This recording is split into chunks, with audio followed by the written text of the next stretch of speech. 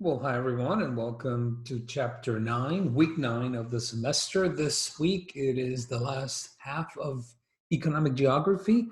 So we're dealing with non-agricultural aspects of geography. This is the globalized world that you know and live. This is, big ports with lots of 18-wheeler boxes that bring all your stuff to your stores and your supermarkets and your Targets and the shopping malls and all the stores that you love to shop in so that you can get that favorite article of clothing or that newest piece of technology that you have to have, or that new phone, that new Galaxy, that new iPhone, whatever the case might be. So this is really the globalized aspect of the world. Here we're dealing in manufacturing.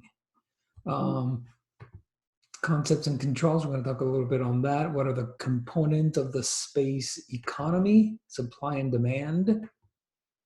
So the higher the price of a good, of course, the more of it that will be offered in the market. And of course, it affects the price. If there's very little supply and the demand is high, the price will also be high.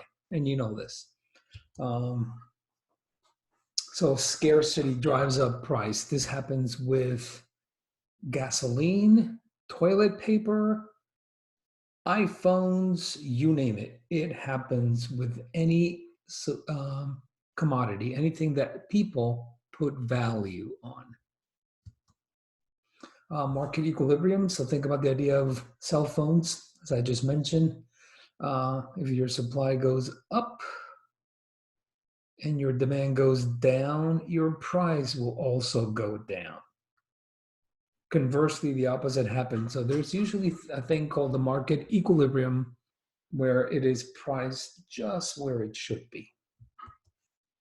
And we're basically in the secondary activity: manufacturing, processing, construction, and of course, we're also into activities: retail, wholesale, personal and professional services like universities, like lawyers, doctors, all that kind of stuff fit into the secondary and tertiary activities of the economy. Transforming raw materials into usable products. So an example would be lumber into a house, copper into pipes, limestone into cement, and tile that you might put into your house, your bathroom floor, your shower, okay? Maybe the patio that you want to redo in your house. So those sort of aspects of transforming something that was extracted from the earth and then turn into a usable product that has value in the marketplace. Okay? So you can move. So some of the secondary economic activities, some of them are movable rather than spatially tied or limited.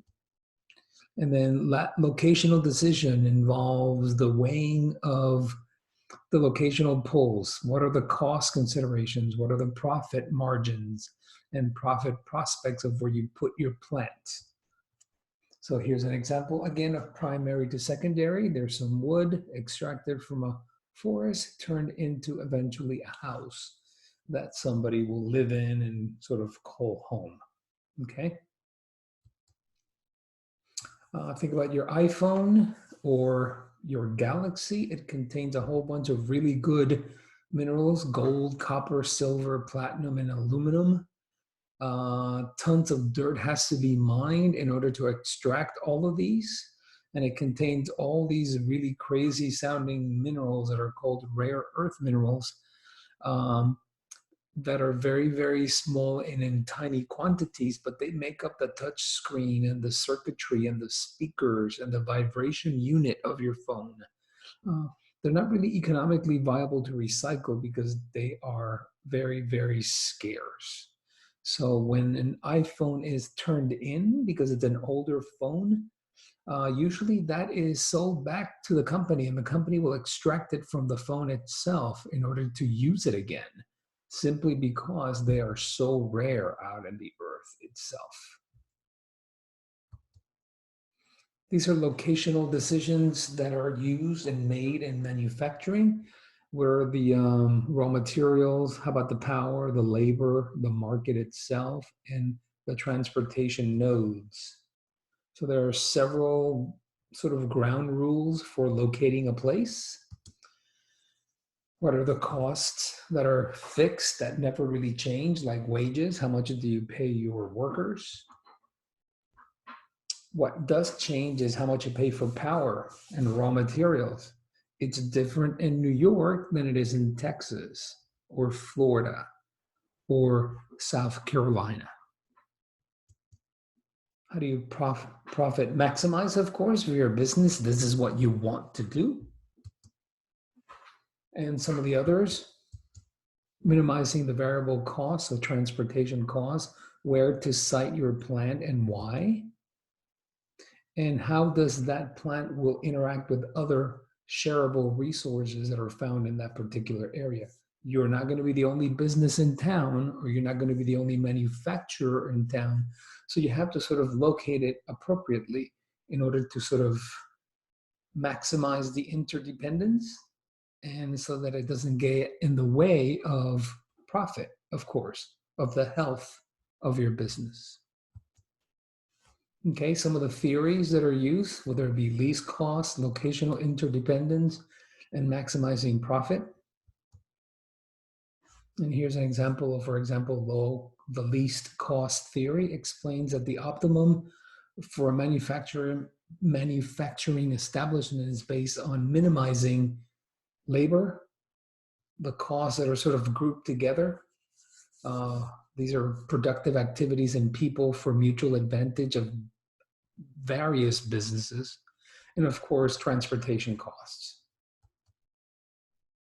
Okay, transportation costs are the major consideration usually in determining location, and the optimum location will be found where the cost of transporting the goods that make up your business to the factory where they are going to be finished and then sent to the market. So here's an example of places: raw material 1, raw material 2, raw material 3, your market, and where the plant might be located in order to be close to your market, yet close enough to all the raw material points, making the cost as low as possible. It would be easy to put your plant here, somewhere near the market, but your raw materials are coming from really far away. So you sort of go somewhere in the middle. Again, some of the assumptions of the least cost theory. So if you want, stop it for a minute or two to review it. This is the other theory, locational interdependence. Basically, when locational decisions are influenced by your competitors with the same challenges. So firms and businesses will arrange themselves in a way that offers them a degree of market monopoly. So think about, for example, when you have a Home Depot immediately across from a Lowe's. In that case, they're basically competing for the same customer, but they're located in the same place, roughly. And while that may seem like a bad decision, oftentimes it works to the advantages of both, because there are sort of, people are likely to go to whichever store they find a better price in, and that can vary between Lowe's and Home Depot. So oftentimes you will tend to find these places that are located awfully close to one another. Motels and hotels, you'll go to an exit, say, I think it's exit 122 on 17 in Orange County, and you will find a Marriott, you will find a Howard Johnson's, there is several other hotels, and there's like 5 or 6 restaurants in the same exit. I think it's the exit near Crystal Run Healthcare. And why? Because there's a whole bunch of hotels there that help support a whole bunch of businesses in the area and people who come from far to have, say, maybe medical procedures done. So they're basically taking advantage of this locational interdependence theory. Okay. And then the profit maximization approaches. Again, I'll give you a couple of minutes. You can stop it and review this and read it on your own. Here's an example of in the not too distant future, the idea of replacing eventually low-wage workers with touch screens, or where you tend to have touch locations where you order your food and your food basically is delivered without a person in sight, bringing your food to a specific bin with your name electronically on it. You simply tap on it, maybe present some ID or your credit card or whatever it is you bought it with, and here comes your food completely automated. Okay. Let me go into the idea of outsourcing. And here outsourcing is talking about the idea of producing parts or products abroad for domestic sale. Think of it as subcontracting the services. For example, if you call Adobe, or if you call Sprint, or if you call almost any big, large scale business that has a customer service component to it, chances are you're talking to someone outside the US who is handling that, say, technical call for you. Okay. So you're subcontracting individual services and production components of your business. It basically is a cost maximization exercise. And for example, if you own software from Adobe, like Photoshop, and you have an issue with it and you call their help desk, it is more than likely to be somewhere in Southeast Asia, or it is somewhere in Latin America, and they're basically taking care of that service for you on behalf of that company. It's big with the automobile industry, so VWs in Mexico, Honda in Ohio, Mercedes-Benz in Mexico and Alabama. Why?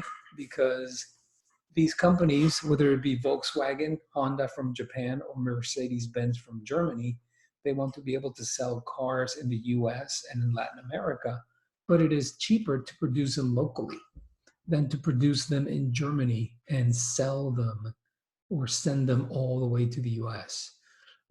In the US, a company like Subaru makes the majority of its cars in the US, not all of them. For example, if you drive a Crosstrek, which is the car I happen to drive, that car is made in Japan, actually. And it's made in Japan because the VIN number on the car says JF. And JF is an identifier for a car made in Japan. But for the most part, all other Subarus like the Outback and the Forester and several others are made right here in the US. So it's just cheaper for them to do that. Okay. All right, here's what offshoring is. The practice of hiring foreign workers or contracting with foreign third parties to take over certain aspects of your operation. Here's the idea, for example, Google in China. They have to work within the construct of the Chinese government and the Chinese culture and their infrastructure. So it's different than, say, running Google in the US or Canada, or running Google anywhere outside of, say, a place like China, which has a lot more strict rules that govern their operation. All right, some of the manufacturing patterns and trends.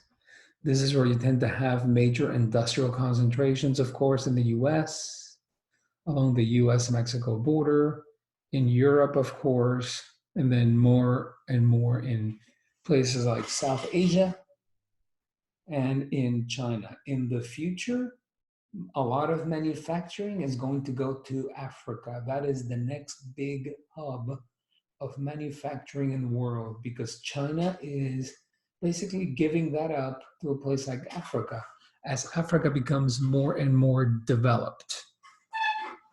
And as China becomes more and more wealthy.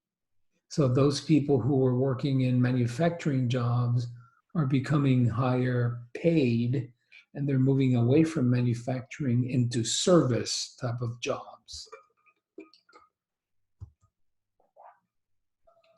Here's an example of manufacturing, the idea of forestry and coal and petroleum and natural gas.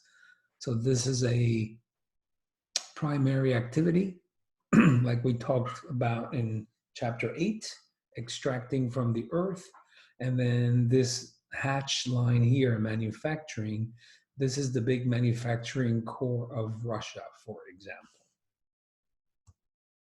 Or the idea of oil pipelines. Again, this is whether it be oil or whether it be natural gas, where is it extracted from? How is it piped? And once it gets to whatever port, it's put into a ship and taken somewhere else where it is actually used.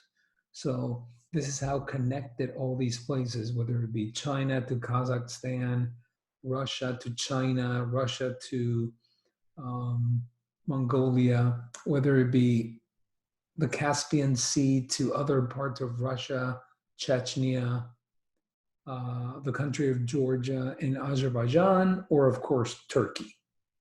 So all this sort of connections that are taking place. Here's an example of pipelines in and pipelines out. Notice how from Russia, the pipelines go through what's now the Ukraine, and from the Ukraine, they exit into places like Romania and Hungary and Austria and Poland and the Czech Republic. So it's significant because you're going from Russia to a former Soviet state, now independent, to Eastern Europe. So it's a very, very intertwined and interconnected web of routes that points to the idea of extracting primary, taking that extracted material, putting it into a pipe. That's manufacturing essentially. And then that oil or that gas, in this case, is used to energize electrical grids and people's homes for heating. So that's the usage of it. Here are some of the Chinese and Eastern Asian hubs, whether it be Beijing, whether it be Shanghai, whether it be Wuhan, whether it be Seoul, South Korea, whether it be Tokyo, Nagoya, Kobe, and Osaka in Japan. Okay, these are significant to the world economy. And they're connected to us, and they're connected to Europe, and they're connected to Australia, for example. Some of the high-tech patterns, and this is where you tend to have high-tech concentrations, of course, Europe, the United States and Canada, more and more China, and this will be increasingly so in the future as manufacturing shifts from China to Africa. Services or tertiary activities. These are businesses and labor specializations that provide services to individuals, the general community, primary and secondary sectors. So think about hotels, think about the hospitality industry, think about a place like Las Vegas, think about a place like tourist traps, if you want to call them that. Orlando in Florida is one giant service-oriented city. Disney World, Epcot, all the stuff that surrounds Orlando is basically driven to provide services to all those tourists and all those businesses that frequent all that sort of fun stuff down there in Florida. Very different than a city like, say, Pittsburgh, where it's more high-end academics, Carnegie Mellon University, high biomed, and other such businesses. So that's a bit different set of activities going on in that particular region. But yet the hotels and the infrastructure set up around the city of Pittsburgh is supporting that particular activity. Okay. Let's see where we're on this one. Here we go, just to give you a sense of the US, how it's changed over time, the shifting US labor force. This is a little bit dated, it's already 10 years old, but you get a sense of how we've shifted from primary workers in the US in the 1850s, how that number went from 66 to 40 to 16 to 1%. And how we went from 18 to 32 to 51 to 86% as far as tertiary workers. So this is what China is going to be doing in the future, and this is what Africa will be doing in the future. The only difference is Africa is going to be roughly here in about 50 years or so, maybe a little bit less. And this is where China is going to be in about 30 to 50 years or so. So Canada, Europe, Japan, the US, we've made this shift from mostly primary to mostly tertiary workers. China will be doing it soon. Africa and the rest of the developed world will be doing it later, but they will still be doing it into the future. Again, where there be the idea of stage of economic development and the structure of output. So there be agriculture, industry, and manufacturing and services. Notice the US at 76% services, at 1% agriculture. Whereas least developed places like Central Africa, 56 compared to 29 in services. So again, notice Africa, only 8 and 3% manufacturing.